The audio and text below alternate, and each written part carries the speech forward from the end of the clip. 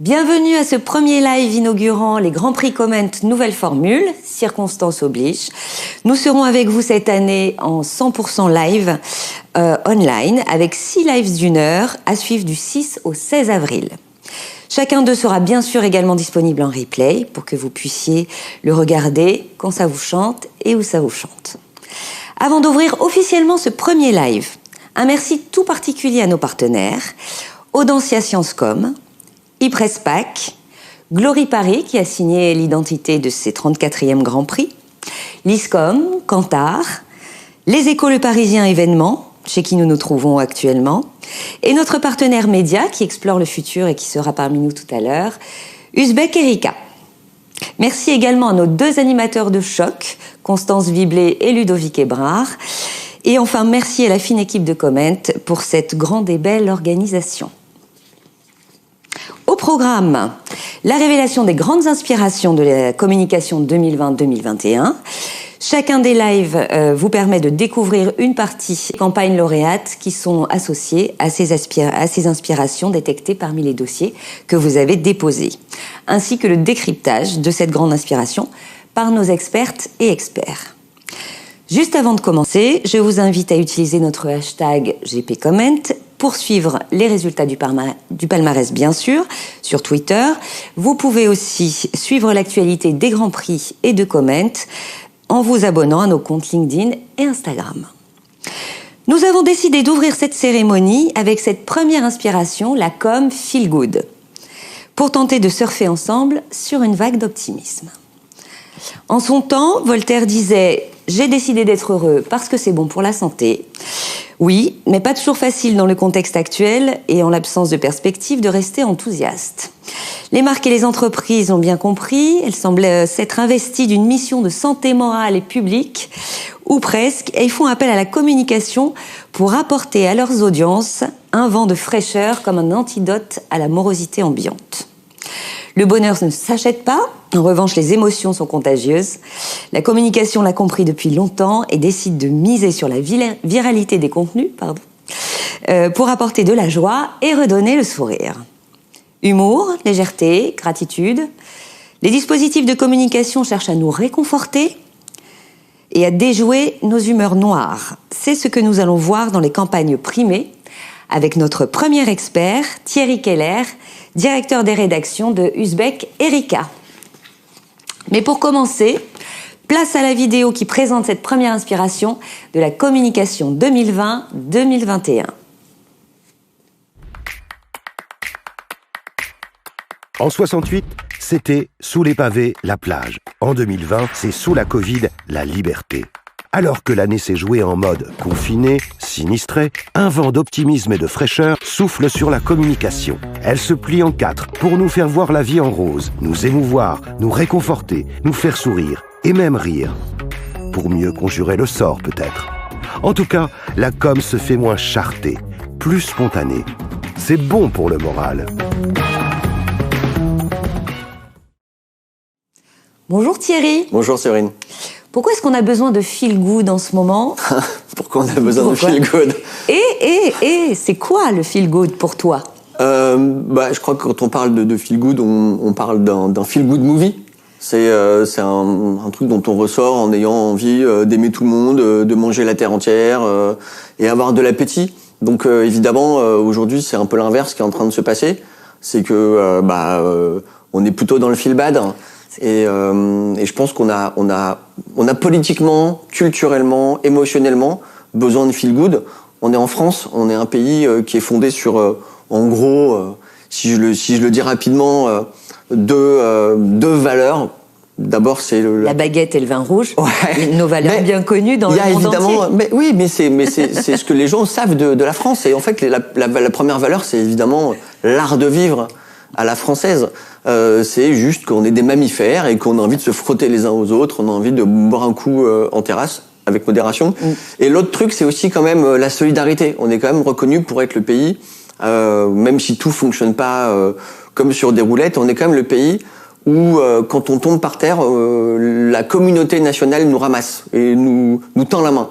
Et donc c'est un peu ça. C'est pour moi le feel good, c'est ça, c'est la solidarité et puis c'est l'hédonisme, la joie de vivre. Mais tu l'as rappelé tout à l'heure avec Voltaire. Bon, nous, Uzbek Erika, c'est plutôt Montesquieu, mais on va pas chipoter. Ça va aussi. Ouais, ça va aussi. Oui. Est-ce que, on parlait de valeurs, justement, la com au sens large, pour toi, elle a son mot à dire en termes de valeurs? Est-ce qu'elle doit faire passer des messages, y compris des messages qu'on pourrait qualifier de politiques? Oui, en essayant de bien faire gaffe de pas être chiant. Non, mais de pas être pontifiant. Et en fait, c'est un peu le... Pour la politique, c'est un peu compliqué de pas être chiant, non? Non, mais non, mais c'est intéressant, mais bon, tu me poses trop de questions. En gros, non, mais c'est intéressant de voir comment les hommes politiques aussi font gaffe de pas être chiants. Alors, je vais prendre un exemple qui est complètement caricatural, mais un mec comme Trump était pas du tout chiant. Non. Et il a complètement transgressé les codes de la communication. Et en tant que marque lui-même, il a quand même donné quelques leçons à ceux qui sont très compassés, très coincé. Et en fait, je pense qu'il faut réussir à se décoincer. Et en fait, c'est un peu ça l'enjeu, je crois, pour les marques aujourd'hui. C'est de comment t'arrives à être à la fois responsable, éthique et pas chiant. Et en même temps, et valoriser une nouvelle manière de parler, de communiquer. Bon, on le verra dans les films tout à l'heure où il y a des choses qui sont, en avant-première, je ne dis rien, mais qui sont à la fois émouvantes, drôles. Ouais, non, mais je spoil sur les émotions. Ouais. Et c'est important je crois, avoir à la fois ce message politique, tout en faisant bien attention que les marques, elles sont des marques, elles sont des entreprises, donc elles ont des soucis de rentabilité, elles ont besoin. La com, c'est aussi un acte d'achat, c'est aussi, la pub ou la com, ce qui est pas exactement pareil, hein, bien sûr, mais il y a aussi quelque chose de l'ordre du système économique. Donc, faut pas mentir, faut être hyper sincère, faut pas émotionnellement washer ses émotions, bien sûr, mais il faut réussir à être sur cette fameuse ligne de crête, à une sorte de en même temps de la com, c'est-à-dire éthique, mais en même temps marrant, et donner envie et donner de l'énergie. C'est un positionnement que j'applique depuis 10 ans et donc avec lequel je suis en total accord. Pas toujours facile à faire, mais absolument nécessaire. Oui, bien sûr, mais parce que juste sur cet aspect, parfois dans les marques, je le vois parce que Uzbek Erika travaille beaucoup avec des marques. Les marques ont tendance à être hyper politiquement correctes, très compassées. Tout le monde a peur de son N+1, mais c'est souvent le N+1 qui est le plus disruptif. Donc en fait, je pense qu'il faut pas avoir peur dans la communication. Il faut un peu y aller. Voilà. Quel beau message. Et bien justement, le dernier numéro d'Uzbek Erika parle de l'avenir de la pub et de la com. Tu peux nous en dire un peu plus sur cet avenir? Oui, en fait, on s'est posé la question de savoir ce que devenait pardon pour l'expression, le pubard queutard des années 90. Quelle belle expression. Oui, c'est un peu dans Les Trois Frères, tu vois, le moment où tout le monde portait un catogan, où on voit ça dans 99 francs. Je vois très bien. Et je pense qu'en fait, il y a quand même une nouvelle génération de gens qui font de la com ou qui font de la pub, et nous, c'est ça qui nous a intéressés. C'est de voir au-delà évidemment de la publicité ciblée, technologie, de la pub ultra fléchée, ultra individualisée. C'est comment finalement on peut être à la fois une marque qui est une valeur en soi et comment en fait on doit apporter la preuve de ce qu'on fait et en permanence apporter la preuve. Sinon il y a toujours ce désalignement en fait entre la pratique et le discours. Et en même temps comment on peut valoriser la créativité. Et moi, je pense que c'est ça qui est quand même génial dans le milieu de la com. Dans nos métiers, oui. Ouais, dans les métiers, c'est que c'est pas parce qu'on a arrêté d'être des gros cons et que non mais et c'est pas parce qu'il faut arrêter. On doit s'interdire d'être créatif. Ouais, et je pense que c'est un vrai challenge pour ceux qui font de la com, c'est comment t'arrives à être ultra créatif et comment t'arrives à avoir une nouvelle écriture dans ta narration de communication. Et je crois que là, on est face à en fait une nouvelle page blanche, et c'est ça qui est génial et sur lequel on doit pouvoir compter sur l'avenir. Encore une fois, en étant feel good et en apportant de la joie. Voilà, ce sera pas la libération, ce sera pas la movida, mais un pays qui retrouve le plaisir d'être ensemble. Je crois que la com peut accompagner ce mouvement. La com accompagne toujours les mouvements de société. Parfois même, dans certaines circonstances, elle les précède. Et là, il est clair qu'on doit être sur le pont pour contribuer activement à ce que tout cela advienne, on va dire. Merci beaucoup Thierry. Merci beaucoup. On se retrouve en fin de live pour répondre à l'ensemble des questions que peuvent se poser les participantes et participants et que les unes et les autres peuvent poser dans l'onglet questions, comme son nom l'indique, prévu à cet effet. Si je peux, j'y répondrai. Si je sais pas, je dirai je sais pas. C'est bien. Je suis journaliste, et les journalistes, ils ont souvent tendance à raconter des trucs qu'ils savent pas. Donc il faut faire attention. Oui, mais c'est bien de le dire parce que du coup, maintenant, on a compris ton éthique et on sait où on va quand tu répondras aux questions tout à l'heure. Ok, ouais, je mentirai pas. Merci Thierry. Merci Séverine.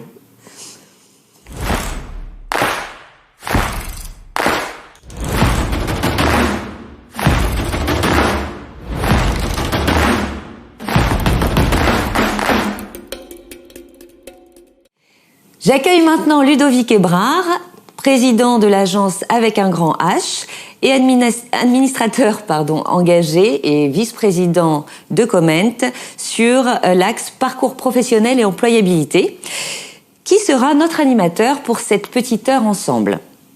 Maintenant, je vous invite à regarder cette vidéo de présentation de nos jurés de choc.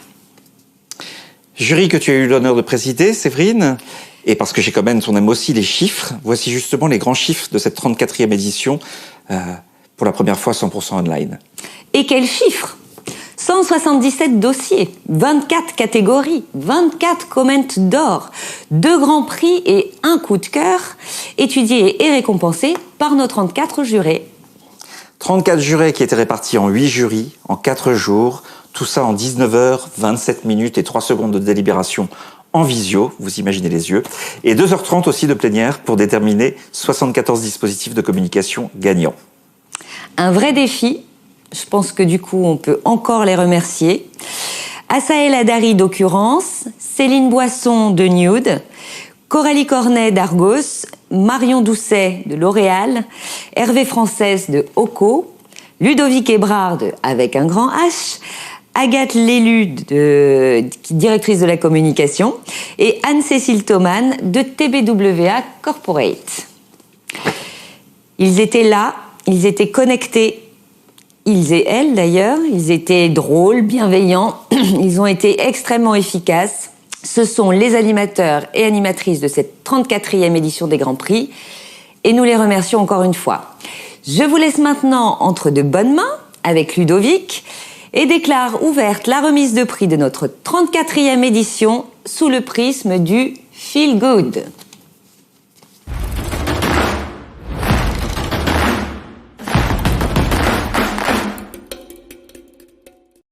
Bonjour à toutes et à tous, on va découvrir notre palmarès avec en première catégorie le prix de la communication de proximité. Alors, dans cette catégorie, le Comment de bronze est décerné à la SNCF pour son opération sans précédent, un carnet de bord à la SNCF pendant la première vague de la crise Covid-19 avec l'agence Ici Barbès. Le Comment d'argent est décerné à Les Jardins d'Arcadie pour Les Jardins d'Arcadie, web-série Confiné Libéré avec l'agence Glory Paris. Et enfin, le Comment d'or est décerné à Ipsen pour Ipsen Ensemble avec l'agence Media Meeting. Et nous accueillons sans plus attendre Véronique Delvolvé-Rossé, directrice des affaires publiques et de la communication d'Ipsen. On découvre ensemble votre campagne gagnante. Il y a les cafés Zoom, les challenges Slack, les brainstorm Teams et la web radio Ipsen 100% ensemble. Créé quelques jours après l'annonce du premier confinement, son but est simple. Maintenir le lien avec 2000 collaborateurs et collaboratrices du groupe pharmaceutique en France, alors majoritairement en télétravail. Les rassurer aussi et leur donner un peu de baume au cœur dans la tourmente. La web radio, disponible via PC, tablette ou smartphone, a fonctionné 7 jours sur 7 avec 3 émissions quotidiennes. Un morning actu à 9h, un programme spécial dédicaces et messages de collaborateurs à la mi-journée et en fin d'après-midi, une interview au long cours d'un salarié. De la légèreté et de la bonne humeur, quel que soit le sujet et l'heure. Animateurs professionnels, programmation musicale, appels d'auditeurs et d'auditrices, tout a été mis en œuvre pour créer une vraie radio. Le moins que l'on puisse dire, c'est qu'Ipsen Ensemble rassemble. Une semaine après le lancement, la station bat des records d'audience avec un taux de pénétration de 70% et une durée d'écoute moyenne de 27 minutes, sans compter les nombreux replays. Parce que l'enthousiasme, ça s'écoute aussi à emporter. Merci pour cette vidéo. Avant de passer la parole à Véronique, on va entendre Charlotte Kifidis, qui est fondatrice du cabinet Unique, qui nous livre le commentaire du jury sur votre campagne. Je vous propose donc de l'écouter de suite. Alors Ipsen, on a adoré la démarche. Cette démarche très originale d'aller, alors qu'on est tous en visio tout le temps et donc on utilise le visuel, d'aller travailler sur la partie auditive avec cette web radio, qui en plus fait appel à l'imaginaire en allant chercher quelque chose de beaucoup plus émotionnel. Nous avons été particulièrement surpris et agréablement surpris de l'implication des équipes d'Ipsen dans les résultats et puis également dans la grille de programmation qui était sacrément ambitieuse avec 3 rendez-vous par jour sur toute la durée évidemment du confinement. Et donc c'est un véritable coup de cœur pour nous parce que il y avait tous les ingrédients, de l'info, il y avait du plaisir avec la playlist, il y avait de l'engagement, il y avait de l'interactivité, donc chapeau. Alors Véronique, c'est à vous cette fois-ci. Une petite question, pourquoi est-ce qu'il était important de s'adresser à l'ensemble des collaborateurs et des collaboratrices et de créer des rendez-vous spécifiques tout au long de la journée? Autrement dit, j'allais dire, est-ce que c'était un moyen de rassembler au-delà des différences de statut liées à la crise? D'abord, merci pour ce prix. Nous sommes très fiers de l'avoir. En réalité, ce sont les collaborateurs eux-mêmes qui nous ont dit qu'ils voulaient être ensemble. Au départ, on a conçu cette web radio pour la filiale française. Et puis, très vite, il y a les gens du siège qui nous ont dit, nous aussi, on veut participer. Les personnes des sites de production, des sites de recherche. Il y a même des filiales francophones qui nous ont dit, donc le Maghreb s'est connecté. Et en plus, comme le confinement, c'est un phénomène mondial à cette époque. Donc, c'est les collaborateurs eux-mêmes. Et c'est pour ça qu'on a réussi à le relancer en une semaine, les fonctions support, l'IT, etc. Tout ça allait très vite. Et ce sont les collaborateurs qui ont animé tous les jours, jour après jour, et qui se sont connectés. Donc il y a eu et c'est vrai, tout le monde était dans des situations différentes. Il y avait des personnes en télétravail, des gens dans des situations difficiles, de solitude, des enfants petits, l'école à la maison, et aussi des personnes qui travaillaient sur les sites de production, qui eux allaient travailler alors que tout le monde était à la maison. Ça aussi, c'était pas facile. Et donc on avait vraiment voulu, en fait, on a réussi à créer cette cohésion ensemble. On n'est pas allé chercher très loin pour le moment, mais cette cohésion pour apprendre des autres, voir comment les autres vivaient le confinement, comment les gens qui continuaient à travailler, continuaient à parler de nos activités. Et on a appris des choses qu'en temps normal, on n'aurait pas appris. Et on avait toujours aussi l'ambition de parler d'espérance, de passer de la bonne humeur. Et on pensait justement à toutes ces personnes dans des situations compliquées et on voulait leur dire, on va s'en sortir ensemble. D'accord, merci beaucoup pour cette réponse. Anne-Marie de Couvreur, présidente de Media Meeting, qui vous a accompagné sur ce projet, n'est pas là, mais on lui a posé une question, on va la découvrir en vidéo. Quel intérêt, le média radio présente-t-il à des fins de communication interne, a fortiori dans un contexte difficile?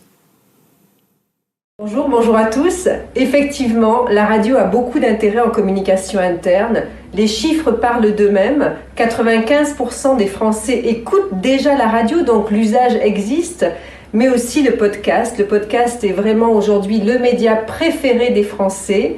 59% des salariés français déclarent qu'ils écoutent du podcast au quotidien. Et pour les managers, on a passé le cap des 70% de managers qui écoutent du podcast. Donc bien sûr, l'usage existe déjà et ça c'est très intéressant pour la com interne, on peut reprendre cet usage. Un autre point intéressant, c'est un média profondément crédible. Le média est numéro 1 en crédibilité dans l'étude Télérama Lacroix de janvier 2021 encore, devant la télévision, devant les médias écrits. Donc on a une vraie crédibilité pour ce média podcast et pour ce média radio. Et puis c'est un média qui est chaleureux, qui accompagne l'activité, on écoute la radio en faisant autre chose. C'est un média discret, élégant, qui peut rentrer au domicile des télétravailleurs de façon tout à fait discrète. Ce média a aussi des caractéristiques de simplicité, d'efficacité qui font que les Français l'ont adopté massivement et l'adoptent chaque jour un peu plus et qu'il a donc beaucoup d'intérêt pour la com interne. Merci Véronique. Et merci à Anne-Marie de Couvreur. Et on va découvrir maintenant le palmarès du prix de la solidarité.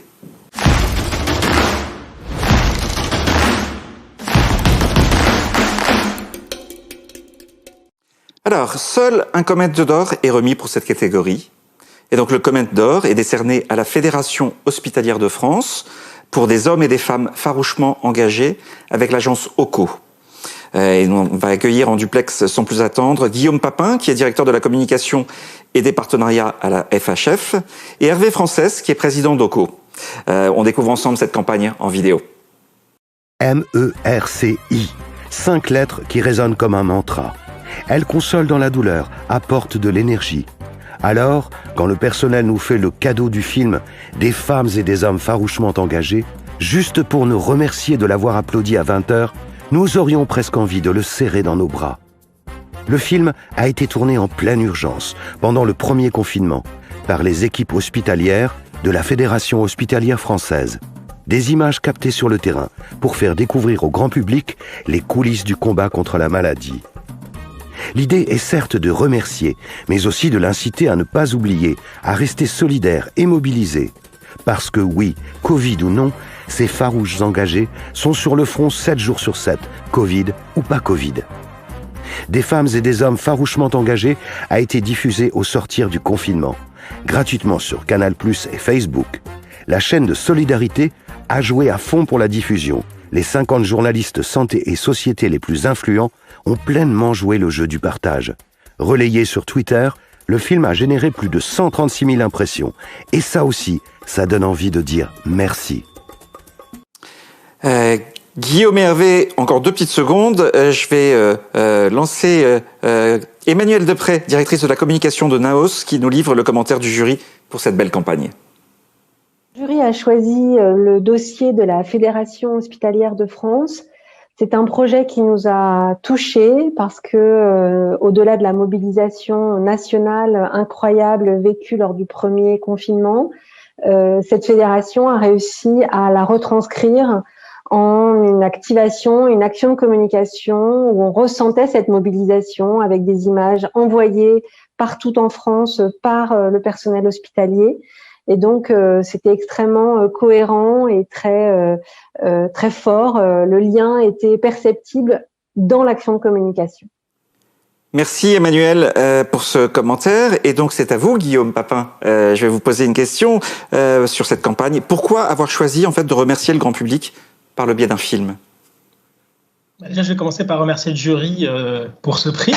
Alors pourquoi remercier ? Ça nous a paru comme une évidence. Faut pas oublier qu'il y a 1 an, la planète, le monde entier a basculé dans une crise sanitaire. Et pour la première fois, je crois, dans l'histoire, c'est le sanitaire qui a guidé, non pas l'économique. Et en France, si on s'est confiné, c'est pour permettre aux hospitaliers et à l'hôpital public de faire face à cette crise, pour pouvoir soigner au mieux et soigner le plus de personnes possible. Et donc, si on s'est confiné, si les Français se sont confinés, et il faut savoir d'ailleurs, les statistiques Google à l'appui, que la France a été le 2e pays au monde à le mieux respecter le confinement. Si les Français ont bien respecté ce confinement, ça a permis à nos hospitaliers de faire face à cette première vague. Là, nous en sommes à la 3e vague.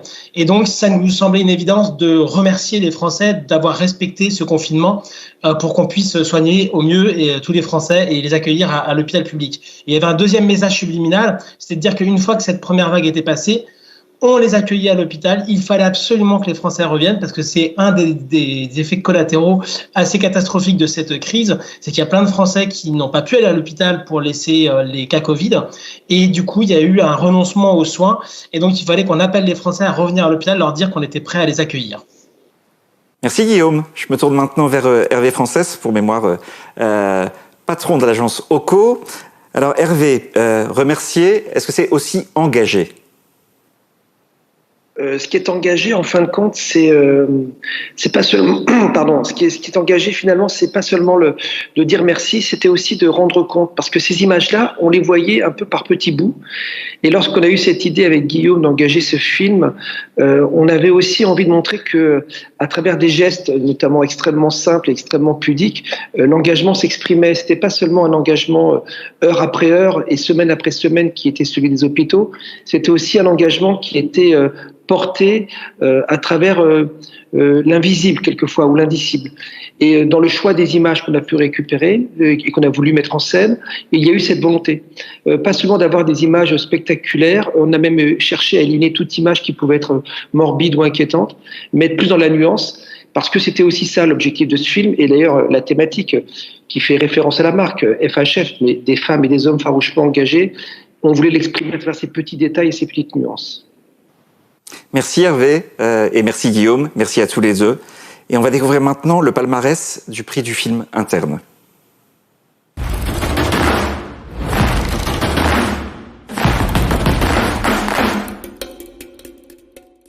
Donc le Comment d'argent est décerné à NGE, Nouvelle Génération d'Entrepreneurs, pour Un jour dans la nuit, avec Marie Picard et Quentin Sidonier. Le Comment d'or, lui, est décerné à la Caisse nationale de l'assurance maladie pour Tu connais la nouvelle, avec 2 agences, Ipanema et Partie prenante. Découvrons ensemble ce film. Comment inciter les 85 000 salariés de l'assurance maladie à utiliser la nouvelle plateforme collaborative Liam. À première vue, le challenge n'est pas des plus désopilants. Et pourtant, la CNAM choisit de jouer la carte de l'humour pour embarquer l'interne. Comment ? En tournant une mini web-série avec 5 têtes d'affiche choisies après un casting au sein des équipes. Intitulée « Tu connais la nouvelle ?» La série présente la plateforme sur un mode décalé et 100% ancré dans la culture maison, à 1000 lieues des sempiternels tutos. Coachée par un réalisateur professionnel, la fine équipe conçoit le scénario, écrit les répliques, imagine les séquences. Le tournage a lieu à l'issue du premier confinement. Un ambitieux plan de promotion entoure la sortie de la web-série, avec une page dédiée, des making-of, des quiz. Les collaborateurs en redemandent.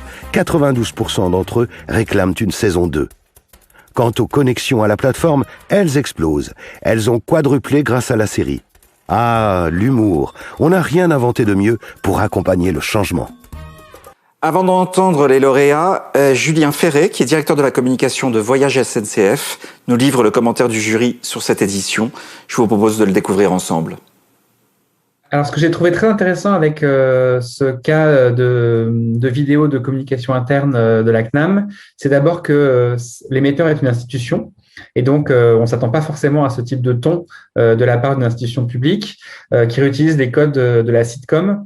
Alors, c'est quelque chose qui se fait souvent, notamment en externe. On fait beaucoup des web-séries pour toucher les clients sur le digital. Mais là, pour l'interne, moi, je l'avais jamais vu. Et en plus, qui utilise des collaborateurs internes à travers un système de jeu concours pour participer et pour être les acteurs principaux du film. Donc, pour moi, c'était en fait le meilleur indice finalement de la réussite de cette opération, c'est que ça m'a donné envie de regarder le contenu alors même que je ne faisais pas partie de l'entreprise. Merci Julien. Stéphane Lefay, responsable de la communication interne de la Caisse nationale de l'assurance maladie. Pourquoi avoir choisi le registre de la comédie pour vous adresser à vos publics internes ? Le registre de la comédie, c'est tout d'abord un pari créatif. C'est ensuite un des ingrédients de la ligne directrice que nous donnons à la tonalité de nos campagnes de communication interne au sein de l'assurance maladie. Parce qu'avec 85 000 collaborateurs répartis dans plus de 150 organismes qui forment le réseau de l'assurance maladie sur l'ensemble du territoire métropolitain et ultramarin, nous nous adressons à un vaste public interne avec une grande diversité de métiers. Chacun d'entre eux reçoit au quotidien un nombre important de messages, d'informations métiers de la part de son organisme et il faut sans cesse capter leur attention. C'est la raison pour laquelle, en termes de communication interne, quels que soient les sujets, de la sensibilisation à la sécurité informatique au déploiement d'une nouvelle plateforme collaborative comme c'est le cas ici, nous optons pour une communication plus créative, souvent décalée, pour les embarquer dans un univers, tout en veillant toujours à rester proche de la réalité. C'est devenu une de nos composantes de l'ADN de notre communication interne, avec des résultats extrêmement positifs. Toutes nos campagnes ont un réel impact sur nos publics internes, y compris la ligne managériale, qui a compris que cela permettait de faire passer les messages de manière pertinente, et en plus, en provoquant des sourires, et ça fait aussi du bien en ce moment. Merci Stéphane. Je vais maintenant passer la parole à Maxime Hurstel, qui est directeur associé d'Ipanema. Voilà ma question. Quel avantage le format mini-série présente-t-il, à votre sens, à des fins de communication interne ? Le format mini-série utilisé en communication interne a 3 avantages. Premièrement, ça offre la possibilité de surfer sur des codes qui sont ultra connus et qui sont maîtrisés par tout le monde. Donc immédiatement, naturellement, on embarque l'audience et on crée une dynamique d'intérêt. Et de plus, c'est un format court, ça permet de capter l'attention plus facilement. Deuxième avantage, la mini-série permet de séquencer les messages, de ne pas les noyer dans un seul film, et donc forcément on va gagner en impact. Cela permet d'occuper le terrain dans le temps, sur plusieurs jours, plusieurs semaines, tout en gardant la dynamique de communication interne. Enfin, troisième avantage, cela permet d'aller au-delà de la mini-série en lui-même et de créer un véritable écosystème qui est complet, beaucoup plus large, et surtout de développer un certain nombre d'interactions avec le collectif interne et d'approfondir les messages. Et enfin, je me tourne vers Sophie Pau, directrice associée de Parties Prenantes. Sophie, pour vous, quels sont les ingrédients qui garantissent le succès et donc l'adhésion d'un film à vocation interne ? Parmi les ingrédients, j'en citerai un premier qui est le fait d'appeler largement à la participation et de caster nos acteurs au sein des organismes. Ça, c'est une clé de succès à notre avis et ça a été formidable puisque ça nous a permis de repérer de vrais talents au sein des organismes qui ont pu faire de véritables prestations d'acteurs. Et ça, c'est le premier ingrédient qui nous paraît intéressant. Le second, c'est un travail de préparation important, en fait, et important et participatif, puisque l'enjeu, c'était évidemment de développer les codes d'une série, mais c'était aussi d'être extrêmement crédible et de coller aux us et coutumes de l'institution, des organisations, d'être en capacité de faire des clins d'œil à la façon dont les choses se passent. Et c'est ça qui fait aussi le ressort de ce genre de série. Troisième ingrédient, une implication de nos acteurs dans l'écriture. C'est-à-dire qu'ils ne se sont pas contentés d'être coachés pour jouer, ils ont aussi en fait participé à l'élaboration des scénarios, ce qui les rend en effet très crédibles. Et puis dernier point, une tonalité très positive. L'esprit de la série, c'était un esprit de série comique, de série pleine d'allant, qui avait pour objectif effectivement de faire rire, sourire, d'interpeller de cette manière-là l'ensemble des auditeurs et de ceux qui seraient amenés à la visionner, avec évidemment la prise en compte de la culture interne, mais aussi une grande dose de sérieux, puisque finalement l'enjeu de ce dispositif, c'était de rendre séduisant, attractif et en tout cas de démystifier un dispositif de communication interne, un réseau social d'entreprise qui n'était pas du tout familier des gens auxquels il s'adressait. Donc on a vraiment eu à cœur de rendre de créer quelques figures d'identification à travers les héros de la série pour que chacun se dise et pourquoi pas moi, et effectivement cet outil il est aussi fait pour moi. Merci Sophie pour cette réponse. On va passer maintenant au palmarès du prix du film externe.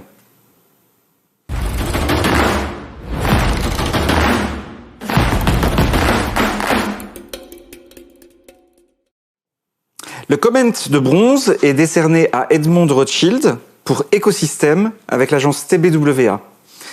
Le Comment d'argent est décerné à MGP pour l'hommage de la MGP aux forces de sécurité avec l'agence Avec des mots. Et enfin, le Comment d'or est décerné à CNP Assurance pour Hors des cases avec l'agence The Good Company. J'accueille sans plus attendre Agathe Sanson. Elle est directrice du marketing stratégique de la communication et du mécénat chez CNP Assurance. Et Luc Weiss, qui est CEO de The Good Company. Et on découvre ensemble votre film. Le monde se ferme, qu'à cela ne tienne. CNP Assurance joue la carte de l'ouverture et de l'entrain avec Hors des cases. Une campagne de publicité 100% éco-conçue qui réinvente la célèbre saga de la marque. Certes, la musique de Shostakovich est toujours là, mais les héros de la pub ont changé de visage. Ils ne passent plus par la case mariage avant le premier enfant. Elles se mettent en coloc façon étudiante une fois la retraite sonnée. Bref, ils sont à rebours des canons publicitaires et elles échappent aux vies tracées d'avance. Hors des cases, c'est plus qu'une simple pub. C'est le symbole d'un changement de culture souligné par une nouvelle signature. Assurons un monde plus ouvert. Du haut de ses 170 ans, CNP Assurance souhaite écrire une nouvelle page de son histoire, plus en phase avec son ADN d'assureur public et avec le monde d'aujourd'hui. Visiblement, le changement plaît. Hors des cases, explose les scores avec un taux d'engagement de 46%. Agathe, Luc, encore quelques instants, Marianne Condé-Salazar, qui est directrice de l'ISCOM, nous livre le commentaire du jury pour cette très belle campagne. On penserait un choix classique. Mais justement, ce film relève le défi de la modernité dans la continuité. Conserver les fondamentaux, la famille, mais dans tous ses formats actuels, les accords de Shostakovich, mais qui subtilement swingent différemment, un nouvel entrant, l'humour. Et on a le reflet de notre France dans toute sa diversité d'aujourd'hui. Ce film, c'est différences et répétitions selon Deleuze. Ce film, c'est l'esprit français. Ce film, c'est nous. Merci Marianne. Je m'adresse à vous maintenant, Agathe. En 2014, CNP Assurance assurait tous les avenirs. En 2020, CNP Assurance nous dit « Assurons un monde plus ouvert ». Comment le positionnement du coup en fait de CNP Assurance a-t-il évolué et pourquoi il était important de le souligner dans ce film? Mais en fait, le commentaire du jury, et c'est vraiment le plus bel hommage qu'on pouvait nous faire, c'est ce film, c'est nous. Parce que le job d'un assureur, c'est quoi? C'est de voir évoluer la vie des gens, même de l'anticiper pour concevoir des produits d'assurance et qui se sentent protégés tout au long de leur vie. Ça, c'est notre job. Mais au-delà de ça, ce qu'on a pu observer, c'est qu'on a changé de dimension. Jusqu'à maintenant, on sait qu'on est acteur de sa vie, on veut qu'elle soit au-delà des stéréotypes, on veut qu'elle soit hors des cases et on veut être libre de ça. Mais il y a autre chose, on est aussi acteur de la société, on a même un rôle à jouer pour l'avenir de la planète. Donc assurons un monde plus ouvert, c'est aussi ça qu'on a voulu dire, c'est-à-dire que c'est une vision assez volontariste, assez optimiste en tout cas, qui balaye les tentations du repli sur soi et qui dit qu'on veut que chacun d'entre nous en tout cas doit avoir une place dans la société, quelle que soit sa situation. C'est ça fondamentalement notre message. Merci pour ce message et merci pour ces commentaires. Je me tourne vers Luc. Comment est-ce qu'on fait évoluer une saga, j'allais dire vieille de 30 ans, enfin en tout cas qui a 30 ans, en conciliant nouveau positionnement et dimension patrimoniale du film originel? Oui, c'est vrai que ce qui nous a beaucoup aidé, c'est que pour faire évoluer la saga, c'est que la vie des Français a beaucoup évolué ces 30-40 dernières années. Et autant le premier film de la saga, qui a été réalisé d'ailleurs par Lars von Trier, était ce travelling très linéaire, très beau, mais c'était une linéaire. Autant on sait qu'aujourd'hui, les parcours de vie des Français ne sont plus linéaires. Elles sont beaucoup plus mouvementées. Et ça nous a beaucoup aidé, en fait. Quand on réfléchit à une pub CNP Assurance, bien sûr, il y a la musique de Shostakovich qui vient à l'esprit, il y a la musique, mais il y a un autre M, c'est le mouvement. Souvent, la caméra, elle danse, elle tourbillonne, c'est une valse de la vie. C'est pas une ligne de la vie, c'est une valse de la vie, c'est un tourbillon de la vie. Et on a utilisé ces mouvements, finalement, pour retranscrire aussi les transitions et les mouvements dans les parcours de vie des Français. Ça, c'est pour la forme. Et puis, sur le fond, on a voulu être fidèle finalement à la réalité de la vie des Français aujourd'hui et montrer qu'on accompagnait, qu'on facilitait, qu'on protégeait tous les modes de vie. Et ça, effectivement, ça nous fait très plaisir. Je crois ce que le jury a dit sur ce côté l'esprit français qui ressort. Nous, on est très fiers d'avoir essayé de faire une publicité qui montre des sujets pas simples. La sexualité des seniors, l'handicap, l'homoparentalité, c'est des sujets qu'il faut traiter avec délicatesse, avec humanisme, sans tomber non plus dans le piège du woke-washing. Et on espère avoir fait une publicité qui, tout en s'appuyant sur le passé de la marque, prend compte de la réalité du présent et surtout aide la marque à se projeter dans l'avenir. Bon, je crois que ce commentaire nous montre que c'est une grande réussite. Merci à tous les deux. Et on va passer à la prochaine catégorie pour le palmarès du prix de la campagne de publicité.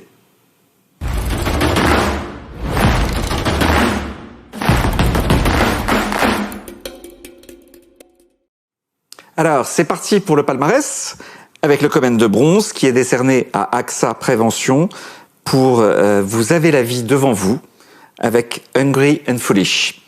Le Comène d'argent, lui, est décerné à CNP Assurance pour sa campagne Hors des cases avec The Good Company.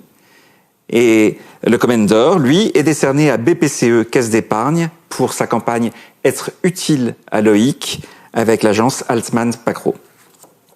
On découvre sans plus attendre cette campagne de publicité. C'est l'histoire de Loïc. Depuis tout petit, il s'est mis en tête d'aider les autres. Depuis tout petit, on lui dit « Ce n'est pas comme ça que tu réussiras dans la vie ». Sauf qu'aujourd'hui, il dirige une entreprise sociale et solidaire. Oui, Loïc est en phase avec ses valeurs. Il est épanoui. Jolie histoire, non ? C'est précisément celle de la publicité créée par la Caisse d'épargne, premier financeur des entreprises sociales et solidaires en France. Largement diffusé à la télé, le spot s'attaque aux idées reçues qui collent encore à la peau de l'économie sociale et solidaire. Non, ce n'est pas une lubie réservée aux utopistes. Ce modèle résolument utile représente déjà 10% des emplois en France. Sur le web et les réseaux sociaux, la publicité est doublée d'une campagne de brand content lumineuse et habile qui met en lumière les rôles modèles du secteur. Le public aime les belles histoires. Il a aimé celle d'Andy à Loïc. Les entrepreneurs aussi. Le nombre d'entrées en relation a connu une hausse de 15% par rapport à l'année précédente. Il n'avait pas raison d'y croire, Loïc ? Et maintenant, le commentaire du jury avec Asael Adari, président CEO d'Occurrence et secrétaire général de Comment, donc qui nous livre son commentaire. J'ai apprécié le fait que le spot présente avec justesse et tendresse la diversité de l'économie sociale et solidaire. Une campagne à hauteur d'homme qui s'attache à briser certains préjugés sur l'entreprise sociale et solidaire, notamment la faible rentabilité du secteur. Mais le jury a aussi récompensé cette campagne pour sa partie brand content. Au-delà du spot, la marque a déployé tout un dispositif complémentaire de contenu qui permet de donner vie à des personnes engagées. On sort du film pour entrer dans la vraie vie, on s'identifie vraiment et au final, la campagne donne véritablement envie de s'engager dans l'économie sociale et solidaire, soit directement, soit aux côtés de ceux qui s'engagent. Merci Asael. Place maintenant aux questions avec Astrid Perrotin. Elle est directrice de la marque Caisse d'épargne. Et donc, la question, c'est comment la publicité peut-elle accompagner les changements sociétaux et éveiller les consciences individuelles ? Le champ de responsabilité des marques s'est largement élargi ces dernières années et c'est d'autant plus le cas ces derniers mois. Et je crois qu'aujourd'hui, la communication, la publicité a trois rôles. Le premier, être un révélateur de ce qu'est la marque, de ses valeurs, de ses engagements. Alors pour Caisse d'épargne, évidemment, révélateur de l'utilité que veut avoir la marque dans le quotidien des gens, comme pour la société dans son ensemble. Le deuxième rôle, c'est sans doute de pouvoir générer des prises de conscience individuelles, collectives. C'est toute l'importance de la bonne création, de la justesse des insights qui sauront donner une résonance individuelle à des sujets beaucoup plus larges. Et puis le troisième élément peut-être, mais qui est la résultante des deux premiers, c'est que la publicité aujourd'hui est un accélérateur pour le business, et c'est son rôle historique qui est toujours valable aujourd'hui, un accélérateur aussi, je crois, désormais d'adoption de nouveaux usages ou de comportements sociétaux beaucoup plus structurants. C'est évidemment là que se situe notre responsabilité, notamment vis-à-vis des enjeux environnementaux, sociétaux, qui sont devant nous. La force de la campagne, on a dit Loïc, c'est justement qu'elle revêt ces trois aspects, avec un secteur de l'économie sociale et solidaire qui participe très largement à la transformation de la société vers un modèle plus inclusif, plus responsable, plus respectueux de l'humain, de l'environnement. C'est la raison pour laquelle nous avons décidé de lancer en novembre 2020, lors du mois de l'économie sociale et solidaire, une grande campagne de communication avec un film télé, mais aussi tout un dispositif digital qui valorisait nos actions sur l'ensemble du territoire au service de nos clients de l'économie sociale et solidaire. Après la parole d'Astrid, on va passer à celle d'Olivier Altman, cofondateur de l'agence Altman Pacro, avec la question suivante. Pourquoi avoir choisi de souligner les injonctions et les incompréhensions liées à l'économie sociale et solidaire? La dimension humaine et incarnée du film et de la campagne de brand content prime sur la technicité du sujet. Pour nous, agence, notre objectif, c'était de faire savoir que la Caisse d'épargne était le premier financeur de l'économie sociale et solidaire. Donc pour s'inscrire dans l'écriture créative publicitaire qu'on avait déjà mis en place, avec le principe où il y a toujours un protagoniste qui est confronté un petit peu aux préjugés de la société ou des autres, on s'est dit quelle est la convention sur laquelle on peut s'appuyer sur ce thème de l'économie sociale et solidaire. Et souvent, quand on entend ce terme de solidarité, on imagine que c'est des petites entreprises ou que ce sont des doux rêveurs. Or, c'est un énorme secteur qui est en forte croissance. Donc l'idée, ça a été de prendre un personnage, Loïc, et de montrer que dans le fond, au niveau personnel, il avait cette démarche engagée, il avait envie d'aider les autres, il voulait être utile aux autres depuis son plus jeune âge, et on le suit à travers sa croissance. Ça nous a semblé très intéressant de montrer qu'au-delà des préjugés que certains peuvent affronter, eh ben, la caisse d'épargne est derrière ces gens-là, et il n'y a pas que la caisse d'épargne, puisqu'aujourd'hui, l'opinion, la société est très en phase avec ces valeurs, et c'est tout un secteur de l'économie qui se développe fortement. On s'est dit qu'avec un peu d'humour, avec un peu d'ironie, on pouvait au contraire parler d'un secteur très important, mais de façon légère et divertissante, impactante. Il se trouve que de tous les films qu'on a fait pour la caisse d'épargne, c'est un de ceux qui a eu les meilleurs scores d'agrément, qui non seulement a parlé d'un sujet qui touche les Français, mais les a aussi divertis et intéressés. Merci pour ces éléments de réponse. On arrive déjà à la fin de cette remise de prix, si bonne pour le moral, j'allais dire.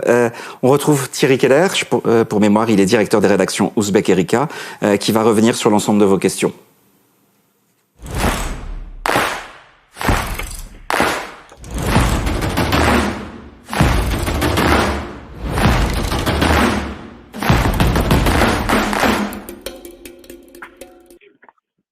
Bien, rebonjour Thierry. Salut Ludovic. On est ensemble pour effectivement répondre à quelques questions, enfin pour que tu répondes à quelques questions, parce que moi je ne fais que te écouter. On en a déjà deux qui sont dans les questions posées à côté du chat. Donc je vais démarrer par celle-là, et bien sûr j'invite tout le monde à poser d'autres questions s'il y en a d'autres à poser. On a une première question assez intéressante effectivement de Florence Touzé, qui félicite ce comment pour les Grands Prix. Donc déjà, on la remercie et félicitations gagnants. Ouais, donc une question pour toi Thierry. On parle beaucoup en ce moment de changer les imaginaires. Est-ce que tu penses que c'est le rôle de la communication? Ça fait partie de ses rôles, assurément. On a un problème d'imaginaire de toute façon. C'est un peu comme si le futur nous était tombé sur le coin de la figure, et on a besoin, je pense, de réouvrir en fait des perspectives. On a tous besoin de réenclencher en fait comme dirait l'autre, une lumière au bout du tunnel.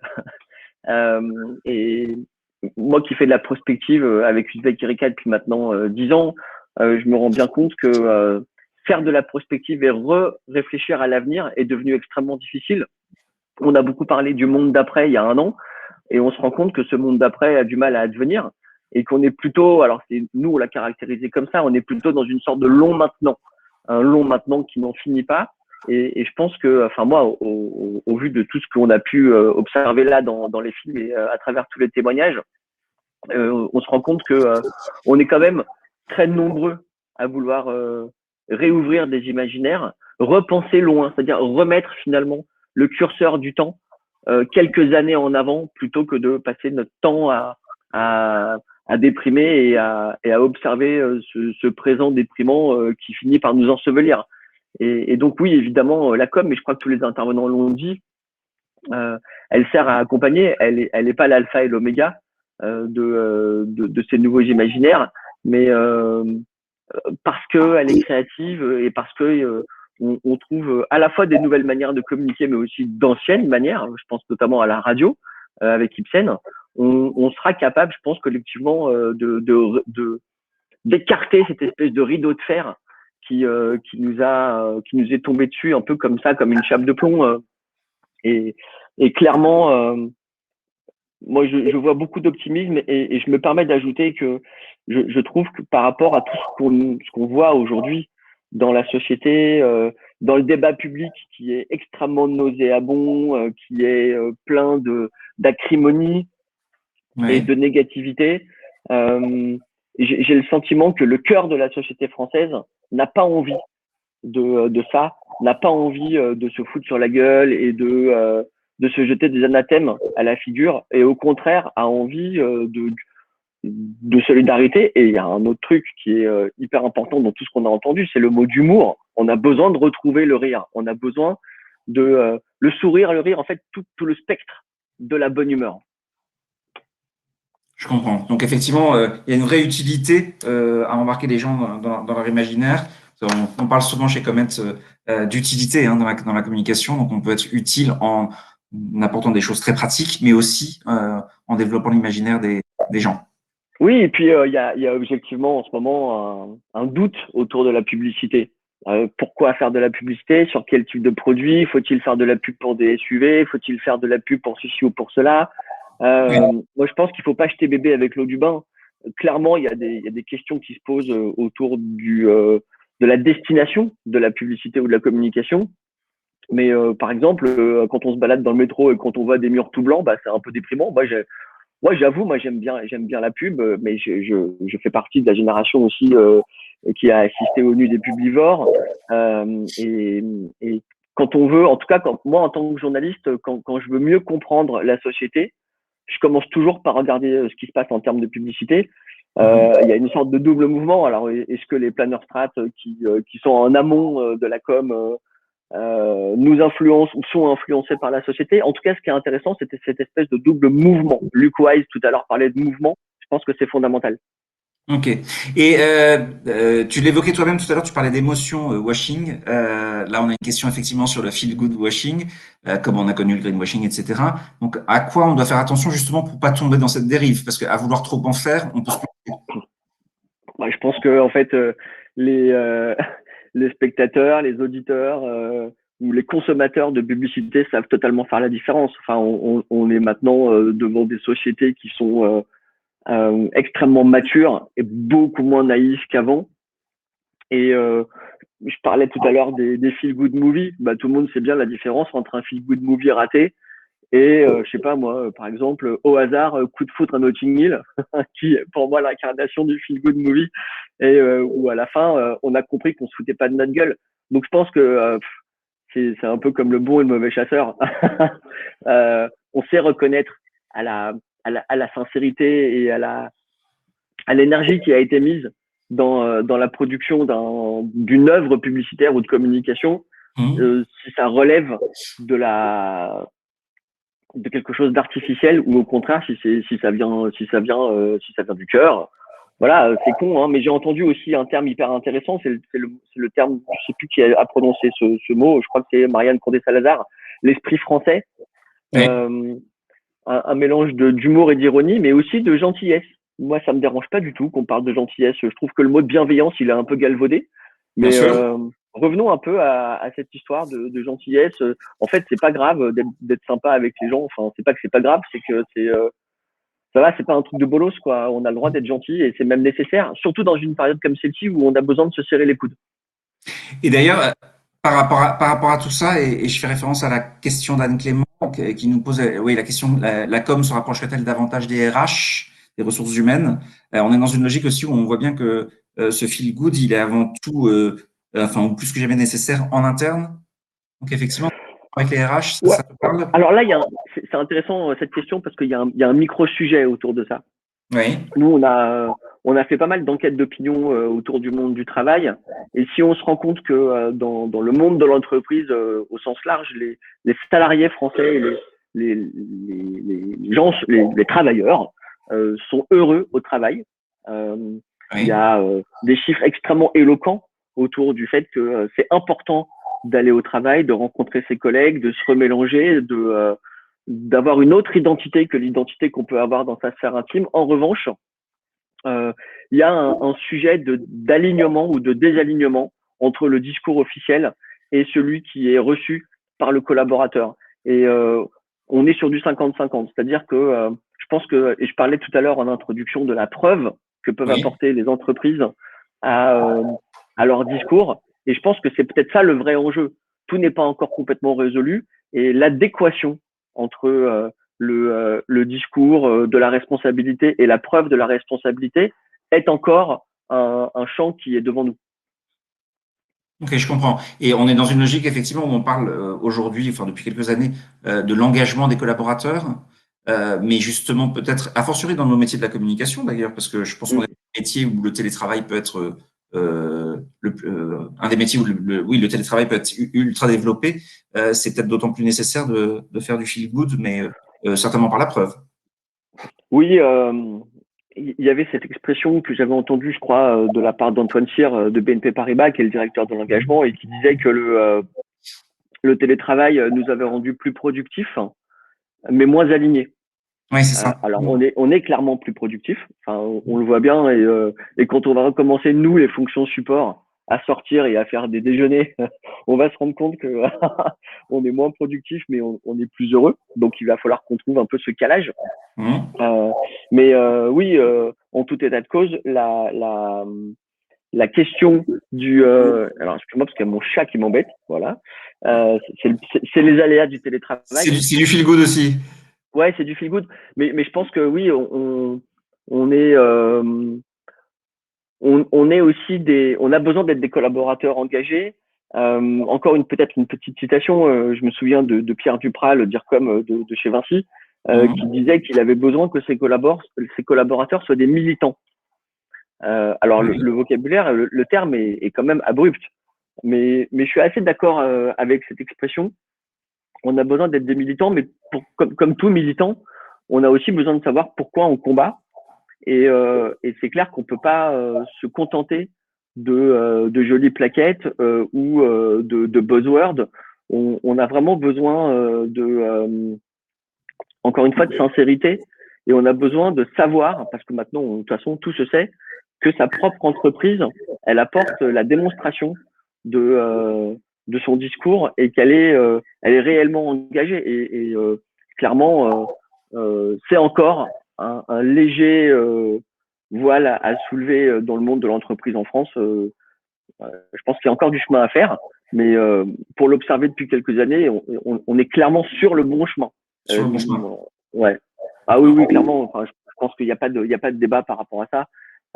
Et puis il y a aussi une nouvelle génération de responsables qui débarquent sur le marché et qui ne se contentent pas d'émotion washing. Tout à l'heure, Luc aussi parlait de woke washing, ça m'a fait rire. Oui. Soyons éveillés, mais évitons de nous payer de mots et de paraphraser en fait le vocabulaire de l'engagement. Je comprends. Merci. On a une dernière question, enfin sauf s'il y en a d'autres qui apparaissent, d'Olivier Bonnet, qui est pas facile, mais intéressante. C'est Olivier, il nous pose la question: comment trouver l'équilibre dans le champ de la communication entre le discernement avec des faits qui sont parfois inquiétants d'une part, et aussi le besoin de se projeter dans quelque chose de plus positif et engageant d'autre part? C'est aussi tout l'enjeu. Puisqu'on est sur de la matière assez politique, je crois que c'est aussi tout l'enjeu des politiques. Moi, je pense qu'il va y avoir dans les années à venir, et en particulier à l'horizon 2022, une prime au feel good, une prime à l'enthousiasme et à la positivité. Je m'aperçois, si tu veux, que dans la plupart des postures préélectorales, on valorise beaucoup en ce moment le sérieux, le régalien, la dureté, mais je pense qu'on se trompe. En tout cas, je pense que ceux et celles qui font ça se trompent, et que celui ou celle qui sera élu en 2022 sera le candidat ou la candidate le plus souriant et le plus engageant. Et ben, je crois que c'est la même chose avec les marques. Le caractère solennel, je disais tout à l'heure pontifiant, l'esprit de sérieux ne peut pas être vainqueur à la fin. Je pense que clairement on a là un vrai enjeu de bonne humeur collective. Et encore une fois, ça c'est vraiment totalement l'esprit français, et je souscrivais totalement à ce que disait Marianne Condé-Salazar, qui elle-même pourrait d'ailleurs se présenter à une élection. Je pense que je voterai pour elle. Bon, Marianne, si tu es parmi nous, tu as entendu le message. Merci beaucoup. On a tous des emplois du temps chargés, mais on voulait quand même prendre ce temps de questions-réponses avec toi, Thierry. Merci pour cet éclairage sur le feel good, qui est une de nos grandes inspirations et tendances qui émergent de ce Grand Prix de cette 34e édition.